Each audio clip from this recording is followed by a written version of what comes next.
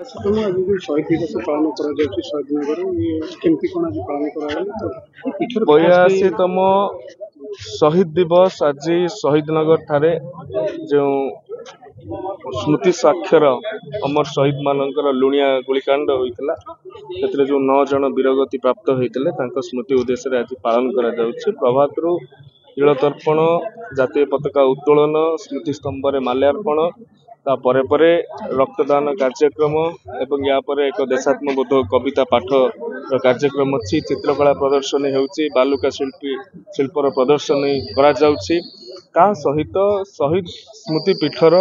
उन्नतिकरण निमंते एक ऐतिह्य संपन्न स्थली तार उन्नतिकरण निमंते मध्य व्यवस्था करा जाउची। पर्यटन मान्यता पाइले 2017 पीठ को ना भल रास्ताटी अच्छी ना पर्यटक को आकृष्ट कला आगामी दिन में जो मंगलपुर शहीद पीठ को संजोग कर रास्ता को